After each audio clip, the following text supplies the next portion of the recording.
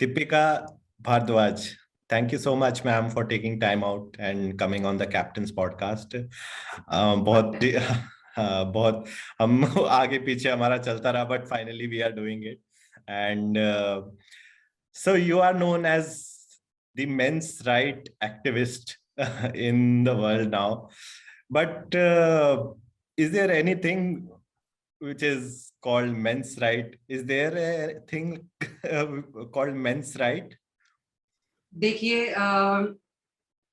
जब हम women's rights की बात करते हैं तो हम क्या कहते हैं कि महिलाओं के साथ अत्याचार ना हो, उनका ऑपरेशन ना हो, उनके साथ जो वो चॉइस करना चाहती है अपनी लाइफ में उनको उससे दूर ना रखा जाए, वो जो करना चाहे उनको वो करने दिया जाए, उनको पढ़ाई से वंचित ना रखा जाए, उनके साथ डोमेस्टिक वायलेंस ना हो, उनको डाउरी के लिए हरास ना किया जाए, मतलब और जितनी अपॉर्चुनिटीज आदमियों को मिलती हैं उतनी औरतों को मिलनी चाहिए। तो विमेन्स राइट्स से मोटा मोटा अगर मैं, it's not limited two of course these things, but काफी ज्यादा वाइडर स्कोप है। तो मैं कोई भी जो बोलेगा कि मेंस राइट्स जैसी कोई चीज होती है उनसे यही पूछूंगी कि क्या आप चाहते हैं कि आदमियों की पिटाई हो, क्या आप चाहते हैं कि आदमियों के घर में उनकी हरासमेंट हो, क्या आप चाहते हैं कि किसी आदमी को अगर वो नहीं पैसा दे पा रहा है, उतना नहीं पा रहा है तो सिर्फ उस वजह से उसका मेंटल फिजिकल हरासमेंट हो। क्या आप चाहते हैं कि जो यंग जो लड़के हैं उनको पढ़ाई की, शिक्षा की अपॉर्चुनिटी ना दी जाए, और अगर किसी को शिक्षा की अपॉर्चुनिटी ना दी जा रही है तो अगर उस बच्चे के लिए काम किया जाए तो उसको क्या मेंस राइट्स आप नहीं बोलोगे, क्या एक बॉयज राइट्स नहीं बोलोगे? तो सिंपल सी बात है, राइट्स जो है वो हर इंसान को कॉन्स्टिट्यूशन में मिले हुए हैं। हमारा कॉन्स्टिट्यूशन जो है आर्टिकल 21 जो है, आर्टिकल 15 जो है, आर्टिकल 16 जो है, आर्टिकल 19 जो है, ये सारे के सारे जो आर्टिकल्स हैं हमारे कॉन्स्टिट्यूशन के, ये कवर करते हैं कि डिफरेंट टाइप के जो राइट्स दिए हुए हैं हमारे कॉन्स्टिट्यूशन ने इंसान को। तो ये rights irrespective of religion, gender, caste, creed दिए हुए हैं। तो मेंस राइट्स भी वहीं से ओरिजिनेट होता है कि आदमियों के साथ गलत ना हो, उनके साथ कोई लीगल इनजस्टिस ना हो, उनके साथ कोई पर्सनल इनजस्टिस ना हो, और अगर हो रहा है तो उनके राइट्स वायलेट हो रहे हैं। सिंपल सी बात है। आप मैम, मतलब आपको अभी बहुत टाइम हो गया, ये I think almost a decade you have been into this. अब जनरली लोगों का क्या होता है कि पर्सनल एक्सपीरियंस कुछ ऐसा रहा होता है तभी उन लोगों का झुकाव, because as a woman, I don't think I have seen anyone who is so active in defending men's right. तो आपके साथ भी कुछ ऐसा पर्सनल एक्सपीरियंस रहा जो आपका झुकाव इस तरफ बढ़ा? जी, मैं थोड़ा सा बिलीव करती हूँ कि लोग थोड़ा सा अगर किसी मुद्दे के बारे में जानना चाहें तो डिटेल में पता करें। छोटी वीडियो में हम लोग इतना ज्यादा नहीं पता कर सकते, लेकिन मैंने ये क्वेश्चन मुझसे सबसे ज्यादा पूछा जाता है। तो एक न्यूज वेबसाइट है द न्यूज मिनट, उस टाइम पे तो इतनी बड़ी नहीं थी, अभी काफी ज्यादा अच्छा प्लेटफॉर्म हो गया है द न्यूज मिनट। उस पे मैंने एक आर्टिकल लिखा था, बहुत ही इन डेप्थ आर्टिकल लिखा था, why as a woman I fight for men. तो किसी को अगर इस चीज के बारे में ज्यादा पता करने की जरूरत हो तो उस आर्टिकल को पढ़ सकते हैं, बट अदरवाइज एक पर्सनल एक्सपीरियंस हुआ था। मेरी फैमिली में ही ऐसा हुआ था कि शादी टूटी थी, शादी के 3 महीने में ही, और रीजन था लड़की का एक्स्ट्रा मैरिटल अफेयर। लेकिन और म्यूचुअल कंसेंट, डिवोर्स से बात, सेपरेट होने की सब बात हो गई थी, डाउरी का कोई क्वेश्चन ही नहीं था। मतलब जहाँ पे मैं आ जाऊं वहां पे किसी के पेरेंट्स को हरास होना पड़ रहा हो और इतनी सारी चीजें मांगे हो रही हो, वैसा हो ही नहीं सकता। ठीक है, तो कोई डाउरी की बात नहीं थी, कोई डोमेस्टिक वायलेंस की बात नहीं थी, लड़की के एक्स्ट्रा मैरिटल अफेयर की बात थी, और उसने खुद ही डिसाइड किया था कि वो इस शादी को कंटिन्यू नहीं करना चाहती है क्योंकि वो अपने लवर के साथ रहना चाहती है। तो सबने बोला कि ठीक है भैया, फिर अलग हो जाओ, आराम से एक दूसरे को बोलो जय जय नमस्ते और अपनी जिंदगी बिताओ। आपने गलत किया हमारे साथ जो किया, आपका उसका 3-4 साल पहले से अफेयर, 2.5 साल पहले से अफेयर चल रहा था। उन्होंने ये सोची समझी साजिश में उन्होंने ये शादी की थी।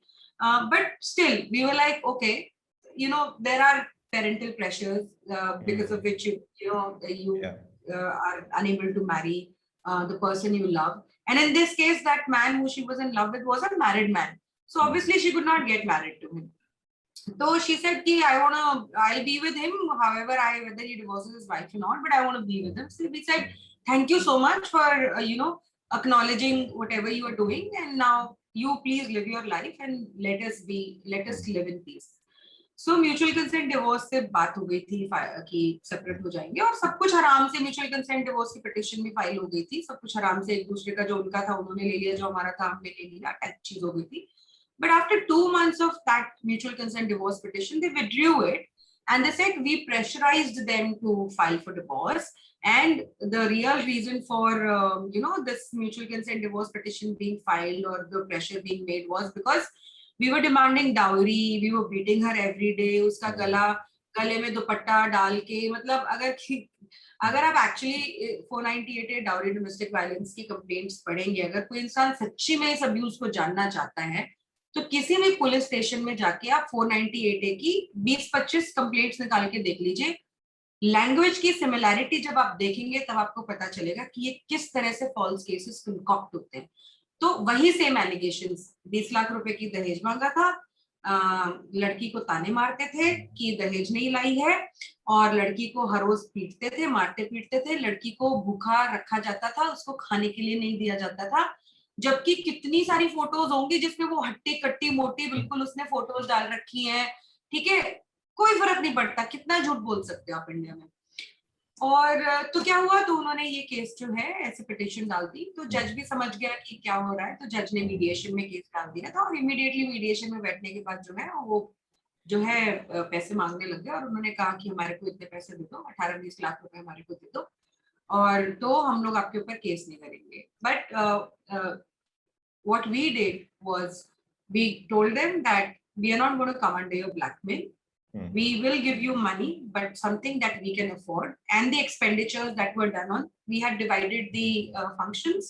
एक उन्होंने किया था, एक हमने किया था. हमने कहा जो आपके फंक्शन का है पैसा ले लो.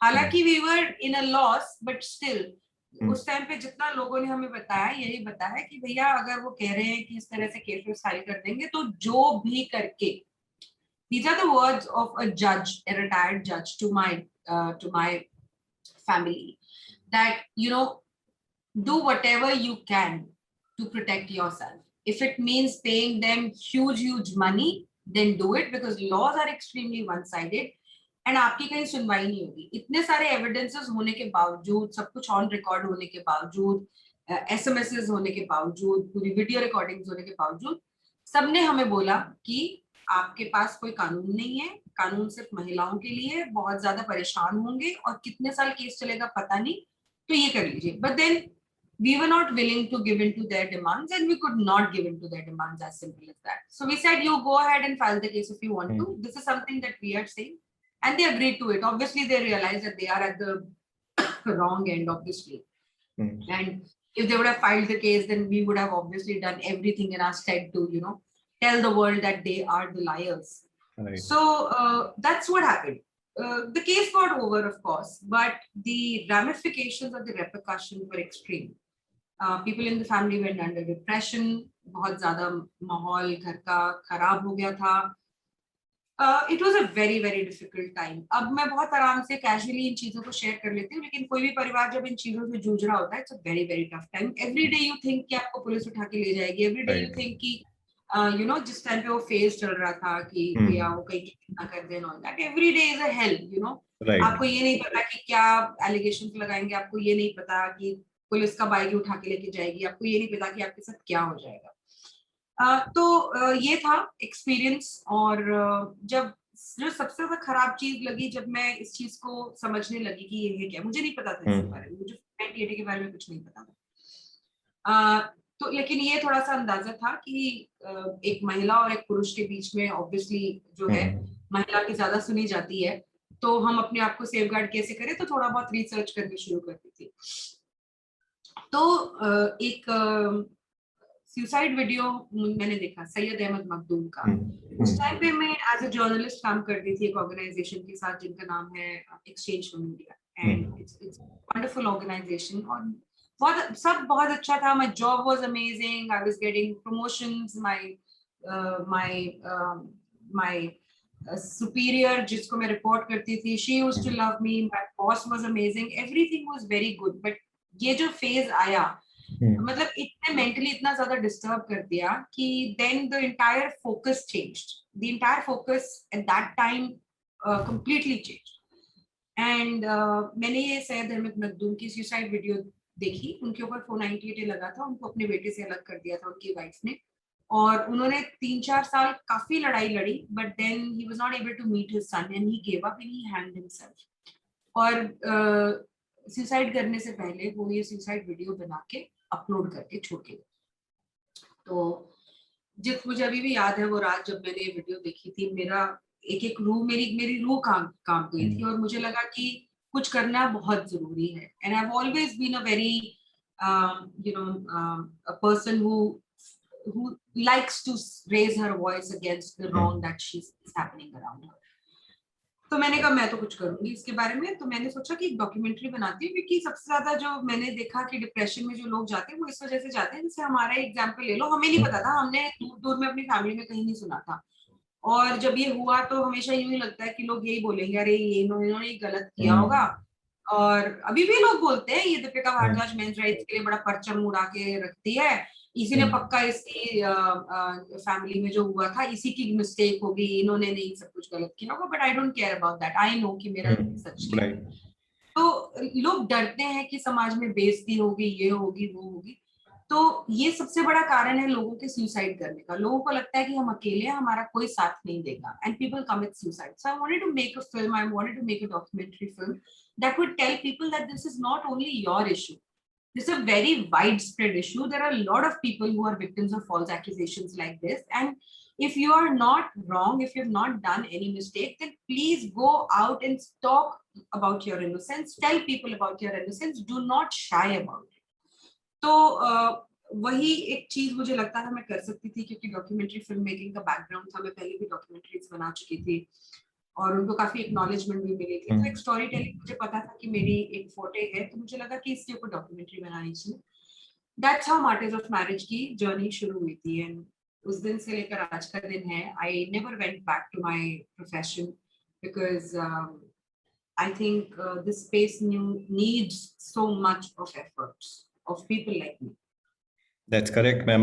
मैंने पर्सनली देखी मूवी. मतलब that documentary is so appealing. I mean, you get emotional by seeing the cases that you covered. मतलब मैंने तो आज से 1.5-2 साल पहले देखी थी, but I never imagined I'll be speaking to you personally. So that yeah. So but उसमें that documentary you have highlighted a lot of aspects, and जो एक एस्पेक्ट मुझे लगता है कि लॉज, जो अपने इंडियन लॉज हैं, लॉ की नजर में तो सब इक्वल होने चाहिए, और ये हम एक्सपेक्ट भी करते हैं कि everybody is equal in the eyes of law, and justice सबको मिलना चाहिए. बट डू यू फील कि मतलब although there is some change that has come, but are the Indian laws still biased? So the laws are obviously made for women, so they are not for men, so they're obviously biased that way. But then they were made to grant justice to women who actually go through various sort of crimes, which predominantly happen with women, you know, which are definitely gender based. So उस intent के लिए बनाए थे कानून. तो लेकिन जो उनका एक तो एस्पेक्ट है कि उनका misuse, which is predominantly done against men and their families as well. And second thing is absence of those laws, right? So domestic violence can happen with a man also, can happen with a woman also, but the Domestic Violence Act does not see men as victims. 498A, which criminalizes mental cruelty and demand of dowry or property, can happen with a man also. Now, so अगर कोई महिला जो है वो अपने husband को किसी भी किसी एक्सपेंसिव चीज लेने के लिए या फिर इस तरह से फोर्स करती है, घर लेने के लिए, प्रॉपर्टी, जैसे आजकल बहुत सुनने में आता है कि the lady expects, or the girl expects the boy to live separate from his family and buy his own house. 25-year-old boy, 7-year-old boy, मतलब जिनकी कोई जो घर पहले लोग 40, 45, 50, 55 साल की एज में जाके बनाते थे, nowadays women expect their husbands to have their own house and at the age or at such a young age. So अगर उस चीज के लिए जो है वो distressed feel करे, तो मतलब which categories are you going to place such kind of things in? तो sexual harassment at workplace सिर्फ महिलाओं के लिए है, rape, stalking सिर्फ महिलाओं के लिए है. Just last week I spoke to a very young boy who had met a much older woman on an online dating app, and they started chatting with each other. And once he realized that she was just too, sticky, he said, I cannot take this forward. And she said, how can you not take this forward? And of course they had met a few times, and then she started getting like really sticky on him. And he said, I cannot take it forward and I do not want to. So I did not make any promises. I did not, it's not a compulsion that I have to be in relationship with you. And she said, how dare you not be in relationship with me? And she started stalking him. Uske friends ko messages bhejna, Facebook pe, इधर उधर, मतलब फिर उसके घर पे पहुंचने लग गई वो, एंड कंप्लीटली उसको मतलब इतना ज्यादा उसने हैरेस कर दिया. So this boy, and he is barely 24, 25, and this woman was close to 45 or something. So then उसने उसको block कर दिया and all of that, and he went to the cops saying कि this woman is harassing me and you please tell her not to do this. And the police said, okay, we will talk to her and all of that. Police ने उसको phone किया कि क्या है क्या नहीं है ये सब. और बहुत दिनों तक जो है पुलिस इन्वॉल्व रही उनके केस में, और पुलिस इससे भी बात करती थी, उससे भी बात करती थी. And then police one day just called him, said आपने वो जो केस किया था ना, आप एक बार स्टेशन आ जाओ. To his surprise they had taken her complaint of rape against him and they immediately arrested him. The boy spent 50 days behind bars, and but if there was a law for stalking, I mean this was obviously stalking, but man from a woman's side, if he is saying no, then you should not pursue him. That's what we understand from stalking of a woman as well. If she is disinterested, तो आदमी को उसको pursue नहीं करना चाहिए अगर उसने एक बार ना बोल दिया ना. लेकिन इंडिया में हाँ ना सिर्फ औरत की वैल्यू रखती है कंसेंट के मामले में. आदमी अगर ना बोल दे तो उस ना का कोई मतलब नहीं होता है, उस ना को वैलिडेट करने के लिए कोई कानून भी नहीं है. So one thing is misuse of law and second thing is abuse of laws, and definitely जो है bias है हमारे laws में, उसमें कोई दो राय नहीं है. जो gender specific crimes है वो तो सारे के सारे औरतों के लिए ही हैं. There is no neutrality in them. I think this is the problem. In starting there were issues and that's why these laws were created, but in the first place. But अब उनको हम misuse, abuse और equal rights नहीं देंगे तो फिर again they become a tool to harass and in fact you mentioned there are no laws for men who can complain कि भाई मेरा domestic violence या फिर उस type की चीज हो रही है. In fact infidelity का भी I think there is a कि it can be only a man only can be charged, a woman cannot be charged under that law. No, the law that criminalized adultery, Section 497 of the Indian Penal Code, has been taken off the statute. Okay. It's not a law anymore. 497 का law अब नहीं है. वो जो जब law था तब वो ऑब्वियसली डेफिनेटली जो है एक आदमी के ऊपर ही फाइल हो सकता था, लेकिन जो आदमी जिसके साथ एक महिला का अफेयर है, एक शादीशुदा महिला का अफेयर जिसके साथ है, उस आदमी के ऊपर उसका हस्बैंड केस फाइल कर सकता था. तो अगर कोई महिला जो है किसी पुरुष के शादीशुदा पुरुष के साथ अफेयर में है तो उस बंदे की वाइफ जो है उस महिला के ऊपर केस नहीं फाइल कर सकती. इन द सेंस औरतों को इसमें भी प्रोटेक्ट किया होता, चाहे वो शादीशुदा महिला है जो किसी और के साथ अफेयर रख रही है या फिर अरे महिला है जो शादीशुदा पुरुष के साथ अफेयर कर रही है.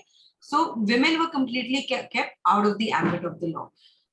But somebody filed a petition saying कि ये लॉ डिस्क्रिमिनेटरी है और या तो इसको न्यूट्रल करा जाए और या फिर इसको राइट ऑफ. तो हमारी माननीय अदालतें तो उन्होंने कहा महिलाओं को पनिश कर नहीं सकते तो हम हटा देते हैं इसको, है ना. तो अडल्ट्री जो है वैसे भी बहुत सारे जो कंट्रीज जो है उसमें वहां पे अब crime, it's not no longer a crime. Yeah. It's a civil matter, so the criminal courts should not be adjudicating it. तो उन्होंने स्टैट्यूट को ही जो है हटा दिया 497 बट था भी तो सिर्फ आदमियों के ऊपर ही फाइल कर सकते थे.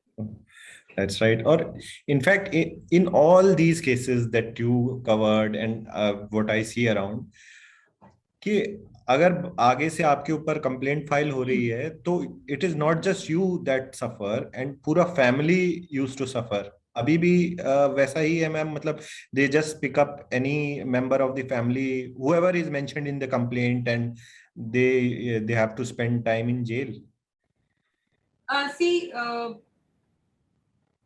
बीच में थोड़ा टाइम चीजें थोड़ी बेटर हो गई थी क्योंकि सुप्रीम कोर्ट की गाइडलाइंस आई थी 2014 में भी अवनीश कुमार जजमेंट में, उसके बाद फिर राजेश शर्मा जजमेंट आई 2018 में, जिसको ओवरटर्न कर दिया था हालांकि बाद में, because lot of women's right activist protested against that judgment. तो उसका इन गाइडलाइंस के आने के बाद एटलीस्ट मेट्रोपॉलिटन एरियाज में टियर 1 टियर 2 सिटीज में जो है पुलिस थोड़ा सा गाइडलाइंस को फॉलो करती है. पहले जो है हस्बैंड को जो है समन भेजती है, उसको इन्वेस्टिगेशन के लिए बुलाती है, और उसके बाद जो है हस्बैंड की अगर जरूरत लगती है तो उनको वो अरेस्ट करते हैं. लेकिन 2018 के बाद जो है जब Rajesh Sharma case judgment overturn हुई और उसके बाद फिर सब अखबारों ने छाप दिया कि अब पहले से जो है पुलिस अरेस्ट कर सकती है, तब से दोबारा से हम लोग देखते हैं कि फैमिली मेंबर्स के भी अब अरेस्ट होते हैं. और एक जो चीज जो इन गाइडलाइंस के आने के बाद जो इंडिया में हुई है वो ये हुई है कि 377 अननेचुरल सेक्स, 376 रेप, इन सब 354 मॉलेस्टेशन, इन सब एलिगेशंस को बहुत ज्यादा अब्यूज किया जाता है अलोंग विद 498, क्योंकि 498 में अब इजी अरेस्ट नहीं है. तो इन सारे सेक्शंस को लगा के जो है आप हस्बैंड के ऊपर अननेचुरल सेक्स लगा दो, हस्बैंड के पिता के ऊपर रेप का केस लगा दो, हस्बैंड के ब्रदर के ऊपर मॉलेस्टेशन का केस लगा दो. तो ये केसेस हम लोग को बहुत ज्यादा देखने में आ रहे हैं. तो वो एक थोड़ा बहुत जो रिलीफ मिला था वो भी जो है कहीं ना कहीं अनडू हो गया. That's right. And मैम आपकी डॉक्यूमेंट्री जो है उसमें भी there is a section where a lawyer is basically instigating that lady कि आप ऐसा कर लेंगे हमारा, और जो आप अभी बता रहे हो कि अब जैसे 498 में थोड़ी ढिलाई है तो आप उसमें भी रेप का वो डाल दो, ये उसकी एक्ट डाल दो. How do you think, I mean, why as a lawyer community is somewhat responsible for this? क्योंकि बहुत ज्यादा रिस्पॉन्सिबल है, बिकॉज उनके बिना ये सब चीजें जो तिगड़म निकालने हैं कि किस तरह से आप अपना केस स्ट्रॉन्ग कर सकते हो और कैसे आप ज्यादा से ज्यादा पैसे ऐड सकते हो, वो तो उनके बिना पॉसिबल ही नहीं है आई थिंक. बिल्कुल एब्सोल्युटली. ये बात जजेस को भी बहुत अच्छी तरह से पता है. ये बात जजमेंट्स में बहुत बार जजेस बोल भी चुके हैं कि लॉयर्स जो हैं वो अपना मींस पूरा करने के लिए जो है ऐसे विक्टिम्स को जो है वो मिसगाइड करते हैं, उनको गलत सजेशंस देते हैं. और मैंने तो डॉक्यूमेंट्री में दिखाया ही है. और एक मुझे याद है जब मैं अभी जो मैं डॉक्यूमेंट्री मैंने खत्म किया इंडिया सन्स जो फॉल्स रेप केसेस के ऊपर है, उसकी मुझे याद है मैं जब रिसर्च कर रही थी तब एक केस जो है यूपी से काफी इंटरेस्टिंग केस हमारे को पढ़ने में आया था, जहाँ पे एक लॉयर की बाकी सब लॉयर्स ने मिलके बहुत बुरी तरह उसको धुन दिया, बहुत बुरी तरह से पिटाई कर दी कोर्ट प्रेमाइसेस में, कुर्सी वुर्सी के नीचे. तो मतलब उसको बिल्कुल बहुत अच्छी तरह से पीटा. और फिर पता चला कि क्यों पीटा, क्योंकि वो क्या है लोगों को झूठे रेप केसेस में फंसाता था. तो पहले तो बाहर के लोगों को फंसाता था, फिर उसके बाद उसने अपनी लॉयर कम्युनिटी में ही 2-3 लोगों को ऐसे झूठे रेप में के केस में फंसा दिया. तो तब लोगों ने बोला कि भाई तू मतलब दूसरों के साथ तो करता ही था, तू अपने घर में भी मतलब आग लगाने लग गया. तो उसको बहुत बुरी तरह से धुन दिया था. तो lawyers are absolutely very responsible and guilty for the abuse of law. लेकिन मैं आपको एक एग्जाम्पल के साथ एक चीज ये बोलती हूँ कि थोड़े दिनों पहले मुझे एक महिला ने ट्विटर पे कांटेक्ट किया. उसने बोला कि एक आदमी के साथ वो 10 साल से रिलेशनशिप में थी, वो डिफरेंट रिलीजन के हैं, उनको पता था कि शादी बहुत ज्यादा मुश्किल होगी. लेकिन ये है कि जब फिर उन्होंने बात की अपने पेरेंट्स से तो उनके पेरेंट्स ने फ्लैटली रिफ्यूज कर दिया. तो तो उन लोगों ने डिसाइड किया कि वो लोग लिव इन रिलेशनशिप में रहेंगे। तो लिव इन रिलेशनशिप में रहते 9-10 साल का रिलेशनशिप हो गया था उनका, लिव इन रिलेशनशिप। और उसके बाद क्या है, महिला ने उसको बोलती थी कि मनाने की कोशिश करो, मनाने की कोशिश करो, लेकिन ऑब्वियसली नहीं मानते थे। और उसको ये बात पता थी कि पॉसिबल नहीं है शादी, लेकिन फिर भी वो अपनी मर्जी से, सहमति से लिव इन रिलेशनशिप में थी उस आदमी के साथ। उस आदमी ने कर लिया कहीं और अफेयर, ठीक है, और उस अफेयर के बारे में इस लड़की को पता चल गया। इस लड़की को पता चला तो इसने काफी ज्यादा हंगामा वगैरह किया, ऑब्वियस सी बात है, इसको बहुत ज्यादा हर्ट फील हुआ और इनकी आपस में काफी लड़ाई हुई। वो आदमी इस लड़की को छोड़ के चला गया और उस आदमी ने उसी लड़की से, जिससे उसका अफेयर था, शादी की। तो इस लड़की ने वुमेन कमीशन में कंप्लेंट करी कि ऐसा ऐसा मेरे साथ हुआ, और उसने मुझे भी रीच आउट किया कि मैम मुझे जस्टिस चाहिए, मैंने 10 साल इस आदमी के साथ बिताए, इसने मुझे बोला कि हम लोग का फ्यूचर साथ में होगा और हमारी शादी होगी, हालांकि हमें पता था, और ऐसा नहीं है कि इसने पहले दिन से मुझे बोला था कि मुझसे शादी कर, लेकिन तुम्हारा शादी का था और अब इसने मेरे साथ ऐसा किया, तो मुझे जस्टिस चाहिए। तो मैंने कहा कि जस्टिस आपको, आप उस जस्टिस को क्या डिफाइन करोगे, कैसे डिफाइन करोगे? अगर आप इसको जेल में डाल दोगे तो क्या ये आपके साथ रह लेगा जेल में बाहर आने के बाद? अगर आप इसको पुलिस से पिटवा दोगे तो क्या आपका रिलेशनशिप बन जाएगा? वो बंदा आपसे डिस्कनेक्ट हो चुका है, आप 9-10 साल साथ में रहे थे, आपका रिलेशनशिप खत्म हो चुका है फॉर वेरियस रीजन। उसमें आप बिल्कुल डेफिनेटली बोल सकते हो उस गंदे बंदे की गलती है, उसने आपको, आप इसको चीटिंग बोल सकते हो प्रॉपर्ली, लेकिन मतलब यूं तो फिर अगर कोई 10 साल की शादी के बाद आदमी डिवोर्स लेना चाहे तो आप उसको चीटिंग के केस में अंदर करवाओगे? ऐसे नहीं होता ना। मतलब एक महिला भी अगर किसी रिलेशनशिप से निकलना चाहती है वो निकल सकती है, अगर आदमी चाहता है तो वो भी निकल सकता है। बट नॉनदलेस मैंने कहा आप सच के बिना पर, जो आपका सच है उसके बिना पर अगर आप जाके कोई केस फाइल करना चाहती है तो बकायदा करिए अगर आपको सही लग रहा है तो, लेकिन झूठ मत बोलिए। और मैं आपको गारंटी देती हूँ कि आपको विमेन कमीशन वाले बोलेंगे कि आप झूठ लिखो कि आपको शादी का झांसा दिया इसने और उसके बाद आपके साथ फिजिकल रिलेशनशिप किया। तो कहती नहीं लेकिन वो तो सच नहीं है, ऐसा नहीं हुआ था। मैंने कहा वो आपसे यही लिखवाएंगे, नहीं तो वो कहती हाँ उन्होंने मुझे बोला कि बाद में फिर दोबारा उसने मुझे कांटेक्ट किया, उसने कि विमेन कमीशन वाले बोल रहे हैं हम आपकी रेप की केस फाइल कर देंगे, लेकिन आपको ये लिखना पड़ेगा कि इसने मुझे मेरा जो फिजिकल रिलेशनशिप बनाया था तो वो शादी का झांसा। तो मैंने उसको समझाया, तो काफी दिनों बाद उस लड़की का फिर 1 महीने के बाद मुझे मैसेज आया कि ma'am thank you so much, you are the only one who guided me on the right path. I told her forgive whatever, forget whatever has, focus on your life, don't I mean जो उसने किया वो तो किया ही, but going forward you will be ruining your life on your terms, you know, or on with your efforts. आप इसको कितनी भी साल वो रेप का केस कराएंगे, आप रेप का केस चल लो, कन्विक्शन उसका होगा नहीं, आप मुझसे स्टैम्प पेपर पे लिखवा के दे दो, you will never be convicted because he did not commit the crime that you are alleging that he has. तो उसने 1 महीने बाद मुझे कांटेक्ट किया, कहते thank you so much ma'am, आपने मुझे लॉयर से, वुमेन कमीशन से सबसे ज्यादा बहुत सही डायरेक्शन दिखाई, मुझे गाइड किया, and I decided that I will forgive whatever happened and I will move on and I will build my life, but I will ensure that I, you know, I tell other girls to, you know, not get into something like that, and so that they do not hurt themselves too much. I said thank you so much. So what I'm saying is lawyers बेवकूफ बनाते हैं, police बेवकूफ बनाती है, आपको समाज भी instigate कर सकता है कि आप ये कर दो ये कर दो, लेकिन कहीं ना कहीं आपका जमीर तो अपना होता ही है ना।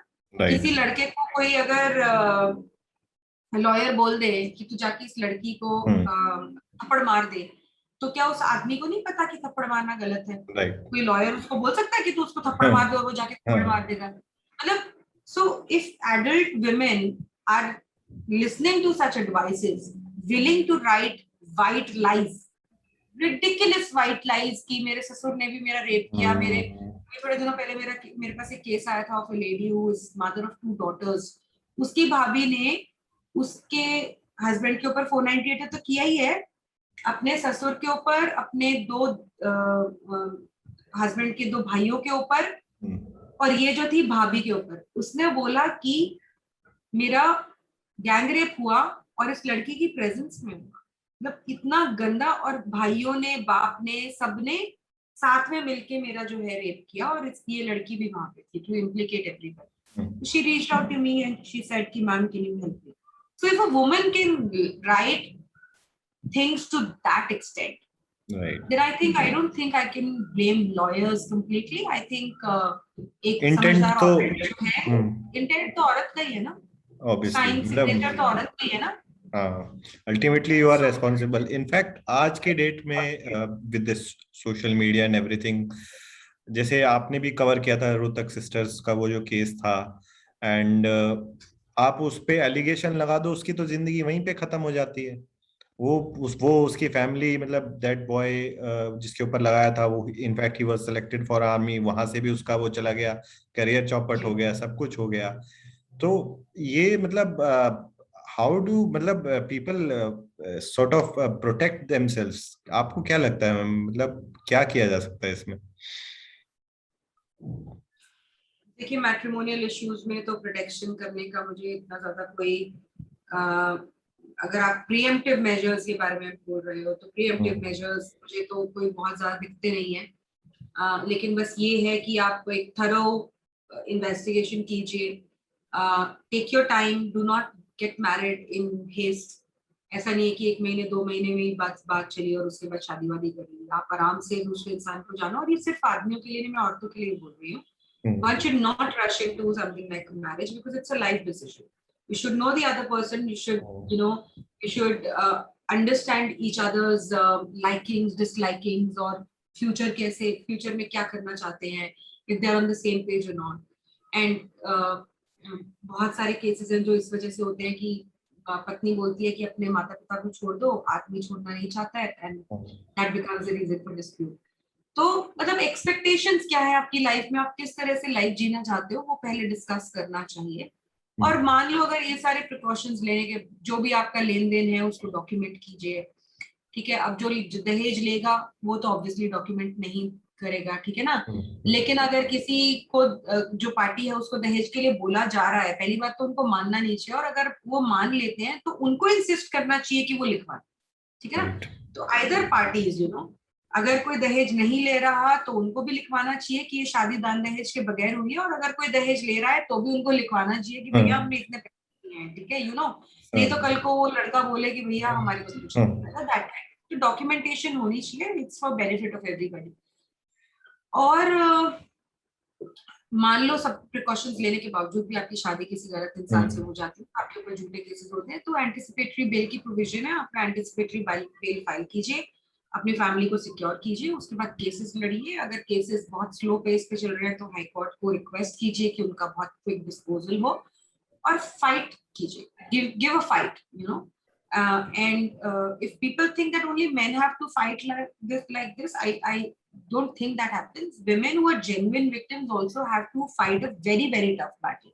Right. Legal battles are not easy for anybody in India because the system is so lethargic and system is so, मतलब सिस्टम में घुसना ही अपने आप की एक हरासमेंट है इंडिया में. जस्टिस तो बहुत दूर की बात है. तो ये है. उसके अलावा जो अनमैरिड लड़के हैं,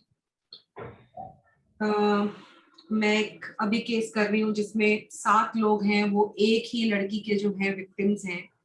उसने लड़की ने डिफरेंट लड़कों के ऊपर डिफरेंट पुलिस स्टेशन में गुड़गांव में जो है रेप की कंप्लेंट फाइल करी हुई है, और सबके खिलाफ बोलती है कि ये पहले दिन मुझे मिला, अगले दिन मुझे, या फिर अभी मिला, और अभी मुझे इसने बोला कि मैं इससे शादी करूंगा, और उसके बाद मेरे साथ सेक्स किया और इसने मेरा रेप कर दिया. पहली दिन मिलती है, शादी का वो झांसा भी दे देता है, फिर उसके बाद ये केस सेक्स भी हो जाता है, उसके बाद दूसरे तीसरे दिन रेप की कंप्लेंट भी फाइल हो जाती है. 6 लोगों के साथ 1 साल में सिर्फ गुड़गांव में एक लड़की 6 रेप की केसेस फाइल करती है, और पुलिस उसको एंटरटेन करती है. तो लड़कों को, जो यंग बैचलर्स हैं, उनको मैं यही बोलूंगी कि when you are interacting with any woman, just have your precautions in place. Do not trust strangers. ये सभी को बोलते हैं, और लड़कों को ये लगता है कि लड़कियां तो सारी बहुत ज्यादा दूध की धुली होती हैं और बिल्कुल शरीफ होती हैं. ऐसा समाज नहीं रहा है हमारा. तो मैं ये नहीं बोलती हूँ कि सारी लड़कियां गलत होती हैं, बहुत ही कम परसेंटेज गलत होती है, लेकिन आप अगर उस गलत परसेंटेज में पड़ गए तो आपकी जिंदगी मतलब हराम हो जाएगी. तो कोशिश कीजिए कि आप इस तरह के रिलेशनशिप में ना जाएं, या इस तरह के सेक्सुअल उसमें ना जाए जहाँ पे आपको बिल्कुल भी नहीं पता कि दूसरा इंसान जो है वो क्या है क्या नहीं। That's right, ma'am, and great advice. You must. अगर बाकी और अगर by after all of this अगर कुछ हो जाता है तो please contact men's rights organisations in India, share your case with them and see how we can help you out. Are there, ma'am? Because मैंने तो सिर्फ नेशनल कमीशन ऑफ वुमेन का सुना है, men, नहीं नहीं, right? नो ऑफ कोर्स जो government bodies हैं वो सिर्फ औरतों के लिए हैं, कोई बॉडी गवर्नमेंट बॉडी तो आदमियों के लिए नहीं है, but there are independent NGOs and independent men's rights organizations that are working across the country. Sahodar Trust है, you can look them up. Save Indian Family है, you can look them up. Save Indian Family Foundation है, you can look them up. West Bengal के side पे अविजन है, you can look them up. Punjab की side में Punjab youth PYCO है, you can look them up. तो हर जगह पे कुछ ना कुछ, मुंबई में वास्तव फाउंडेशन है, you can look them up. तो हर जगह पे इस तरह के जो हैं NGOs हैं, बहुत सारी सिटीज में है अब तो प्लीज मतलब बात ये है कि हेल्प सीख करिए, अगर आपके साथ कुछ गलत हो रहा है तो हेल्प सीख करिए। That's right, ma'am. तो मैम मैंने आपका सुना था एक बार, यू प्रेजेंट स्टैटिस्टिक के जो डोमेस्टिक वायलेंस की हेल्पलाइन है, basically it's meant for women, but उस पे जो कॉल्स आती हैं there were a certain percentage जो मेन से आती है।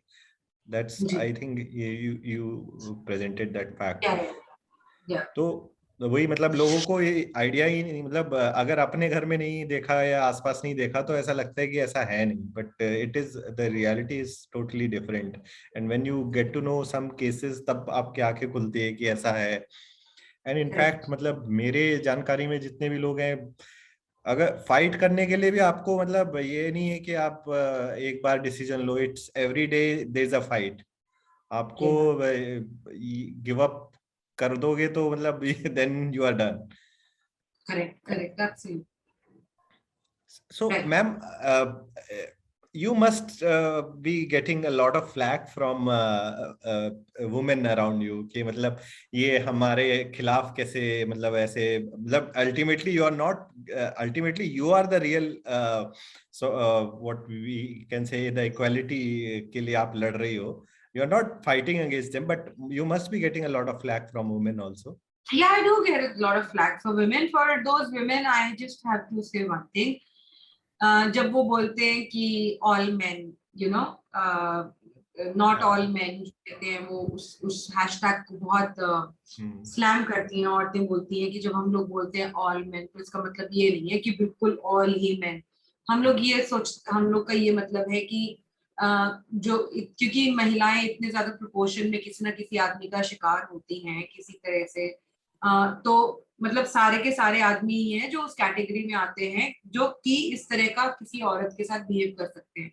अब इन्हीं का लॉजिक अगर इन्हीं पे लगा दिया जाए तब इनको मिर्ची लग जाती है। ठीक है, हम थोड़ी ना बोल रहे हैं ऑल वुमेन, ठीक है, हम कब बोल रहे हैं कि सब औरतें ऐसे थी, हम तो सिर्फ उन औरतों के बारे में बोल रहे हैं जो कि इस तरह का मिसयूज करती है, इस तरह की वायलेंस करती है, ये एक्चुअली रॉन्ग है। तो सारी औरतों को मिर्ची लगने की क्या जरूरत है भाई, हम तो एक्चुअली नॉट ऑल वुमेन हम तो इस सब में भी नहीं जा रहे हैं। हम तो सिर्फ ये बोल रहे हैं कि वो महिलाएं जो कि आदमियों के साथ गलत करती हैं उनको पनिशमेंट मिलनी चाहिए और आदमियों के लिए भी जो है रिकोर्स होना चाहिए। तो अगर किसी महिला को एक छोटी सी बात समझ में नहीं आती तो ये उस महिला की प्रॉब्लम है, ये किसी भी और इंसान की प्रॉब्लम नहीं है। और अगर वो इस एटीट्यूड को रखती हैं then I think inside their heart, inside their minds, they themselves are not neutral. They themselves are not equal. Because for them, gender supersedes everything. So they're not concerned about human lives. They're not concerned about pain of a person. What they're concerned about is a certain gender, जिसको वो सिर्फ support करती हैं, जिसको वो सिर्फ justice दिलाने में बिलीव करती हैं। So I get a lot of flack, but I ignore. अब तो बहुत thick skin हो चुकी है, मैं वैसे ही बहुत मोटी हूँ, but otherwise भी मेरी skin भी बहुत मोटी हो चुकी है, क्योंकि मैं इतनी सारी ये सब बकवास बातें सुनती हूँ तो मुझे कोई फर्क नहीं पड़ता, as long as I'm very honest to my conscience, as long as 10 साल हो गए, 10 साल एक बहुत बड़ा टाइम होता है।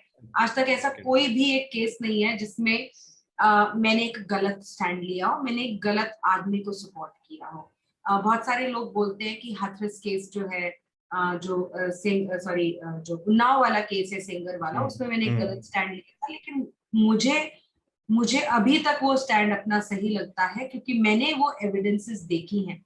अब वो केस जब अपील में जाएगा, कभी शायद उस इंसान की उन एविडेंसेस को देखा जाएगा तो बात करेंगे, बट जो एविडेंसेस मैंने देखे हैं उनके हिसाब से मुझे ये लगता है कि जो उन्नाव केस में बताया गया और जो हुआ, और वो नहीं था जिसकी कंप्लेंट करी गई।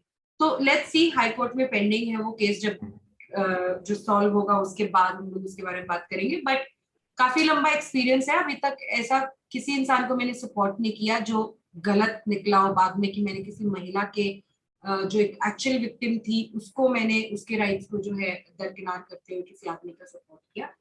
और ऐसे बहुत सारे केसेस हैं, फॉल्स केसेस हैं जो मैं एक्सपोज कर चुकी हूँ। तो कहीं ना कहीं वो महिलाओं के भी बेहतरी के लिए है, क्योंकि आप कहीं भी जाके आज पूछ लीजिए, सोशल मीडिया पे कमेंट्स देख लीजिए, लोग कितने आराम से ये चीज अब लिखने लगे हैं कि इन कानूनों का बहुत ज्यादा मिसयूज हो रहा है। हमने भी देखा है, हमने भी देखा है, हमने भी देखा है। और सब लोग ये डिमांड करते हैं, या कोई जेन्युइन भी केस अगर शेयर होता है किसी महिला का, अगर मान लो वो जस्टिस की डिमांड करी, उसकी वीडियो कहीं पे डाली है, तो बहुत सारे लोग अब जो है कमेंट्स में लिखने लग गए हैं कि हमें क्या पता कि दूसरी साइड क्या, हमें क्या पता कि ये सच बोल रही है। तो जो कलेक्टिव बिलीफ है वो बहुत ज्यादा हार्म होता है फॉल्स केस से, और ये लॉन्ग टर्म में महिलाओं के लिए गलत है, पुरुषों के लिए तो गलत है ही है, लेकिन महिलाओं के लिए भी गलत है। राइट। बट एंड मुझे अब उन कमेंट्स का, उन ट्रोल्स का कोई फर्क नहीं पड़ता, लेकिन बोलो। That's the right way to go, because जो आप बोल रहे हो बिल्कुल सही, कि अभी तो क्या है कि इनफैक्ट जैसे लखनऊ में वो लड़की वो कैब ड्राइवर को इतना मार रही थी, अगर वो वीडियो ना होता कि वो उसने आके, या फिर और दूसरा भी ये रिसेंटली एक कैब ड्राइवर को एक लड़की थ्रेटन कर रही थी कि मैं आपको ये केस कर दूंगी और व्हाटएवर, हाँ वो हाँ, उसे मैंने, उस हाँ आपने आई थिंक ट्विटर पे शेयर किया था, तो वो मतलब हाँ। हमारे पास एविडेंसेस हैं तभी हम पता चल रहा है, वरना तो ये दिट्स अ ब्लैक होल जिसमें अगर और एक वही बात है ना कि अब देखिए वो वीडियो, जो कैब ड्राइवर में पीछे लड़की बैठी थी और फिर वो पुलिस को फोन करके बोलती है कि मेरे को छेड़खानी कर रहा है सब। देखो, अगर किसी आदमी ने एक महिला को गालियां बक दी होती और वो ऐसे मीडिया में वायरल हो जाता, उस आदमी को पक्का अरेस्ट कर लेते हैं। ये हमने बहुत सारे केसेस में देखा है, ठीक है ना। सोशल मीडिया पे अगर किसी लड़की को गाली डाल दी, अगर वो चीज पॉपुलर हो गई, उस लड़के का अरेस्ट हो जाता है। हम लोगों ने कॉमेडियन के केस में भी देखा था। उसको जो है एक बंदे ने वीडियो डाली थी उसको गालियां देते हुए, उसका अरेस्ट हो गया था, और बहुत अच्छी बात है, अरेस्ट होना चाहिए।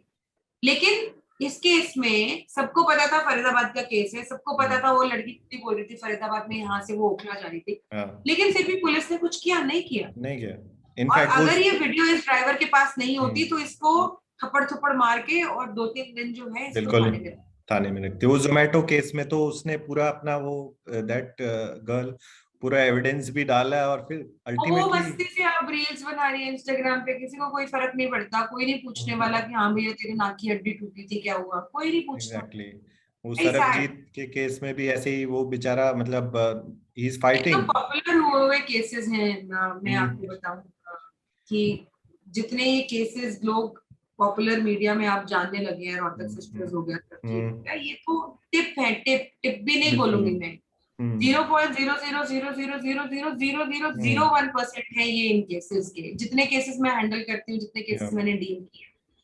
बट कहीं ना कहीं मुझे लगता है कि बहुत अच्छी बात होती है कोई झूठी महिला है, झूठा केस मीडिया में वायरल कर दे, क्योंकि ऐसा होने के बाद जो है ना, जब वो सच आता है ना, तब जो अवेयरनेस फैलती है वो बहुत सही होता है। एग्जैक्टली। सो मैम आपका लेकिन जो medium of portrayal, I mean documentary style जो है वो that is actually very helpful, because articles तो जनरली खो जाते हैं, and video medium is something which remains, and YouTube पे so your I have seen your work earlier, मतलब आपने स्टार्ट किया था as a film maker, I think वो वोटिंग के ऊपर आपने डॉक्यूमेंट्री, वो आई थिंक कॉलेज टाइम में आपने शायद बनाई थी, I and you have grow, I saw that, and No, you have the grown. documentary that I made before, just before Martyrs of Marriage was called Garima, Okay. and it was a project that was sponsored by USAID and there were women organizations that were, वो मैंने domestic violence act के ऊपर मैंने वो documentary बनाई थी of how the act is helping women in the villages.